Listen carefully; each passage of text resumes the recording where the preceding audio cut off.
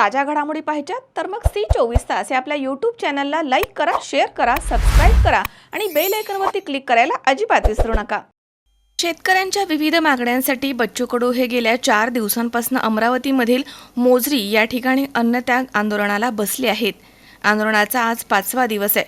बच्चू कडू यांची प्रकृती खालावली आहे, त्यामुळे राज्यभरामध्ये त्यांचे समर्थक आणि प्रहार पक्षाचे कार्यकर्ते आक्रमक झालेत। ठिकठिकाणी याचे पडसाद उमटत आहेत। जालन्यामध्ये देखील प्रहार पक्षाचे कार्यकर्ते आक्रमक झालेत।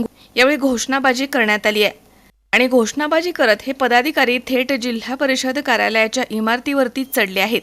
इमारतीवरती चढून शोले स्टाईलनं आंदोलन प्रहारच्या कार्यकर्त्यांनी सुरू केलंय। हातामध्ये झेंडे घेऊन हे पदाधिकारी त्या ठिकाणी घोषणाबाजी करत आहेत असं बघायला मिळतंय।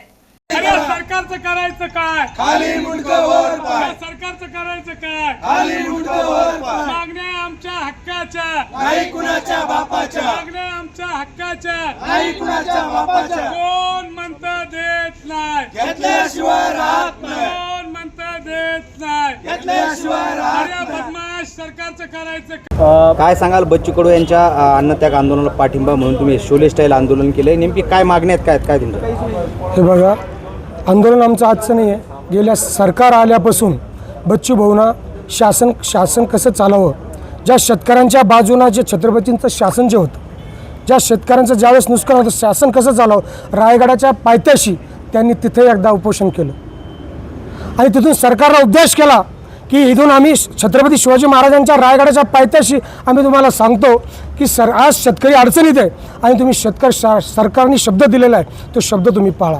त्यानंतर सरकार ऐकू शकलं नाही। त्यानंतर कृषी मंत्री यांच्यासोबत बैठक झाली, परंतु त्यांच्या नकारात्मकते त्यांनी गोष्टी केल्या।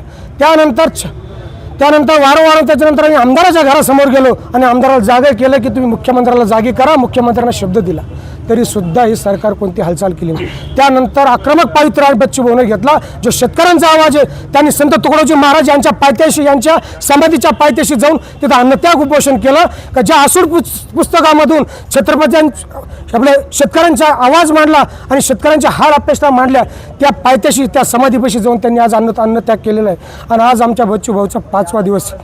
या शेतकऱ्यांचा जर आवाज या देशातून जर या राज्यातून जर हरला तर शेतकऱ्यांना कोणी वाली राहणार नाही आणि अशी नेते जगली पाहिजेत। हाच आमच्या सगळ्यात आम्ही कार्यकर्ता म्हणून आज त्यांची काल आम्ही अमरावतीला गेल्याच्या नंतर आम्ही त्यांची बघितली। आज त्यांच्या शरीरामध्ये काय वेदना असतील त्या वेदना आम्ही जळून पाहिल्या, म्हणून आम्ही आज इथं आलो। याच्यापेक्षा आम्ही तीव्र पद्धतीने आंदोलन करणार आहे। आमच्या डोक्यामध्ये आता इथून पुढे भगतसिंग येणार आहे। आम्ही वेळ आली तरी आम्ही मरायला तयार आहे, पण आम्ही आजचा दिवस आम्ही वाट पाहू, उद्यापासून आमचं तीव्र आंदोलन राहणार आहे। 6,000 दिव्यांगांसाठी 6,000 सरकारने नाही दिलं तर तुमचा पुढचा इशारा काय? भगतसिंग आमच्या डोक्यामध्ये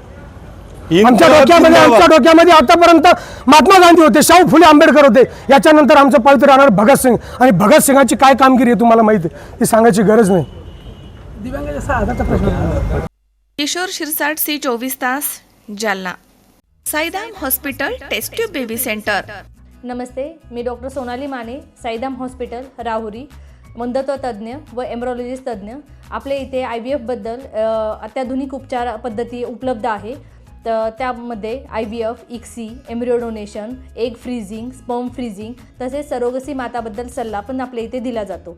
आपल्या इथे हमखास गुण येण्यासाठी प्रयत्न केले जातात। साईदाम हॉस्पिटल, लॅप्रोस्कोपिक सेंटर आणि test tube baby centre, court area, Bhagyashree हॉटेलच्या पाठीमागे, राहुरी।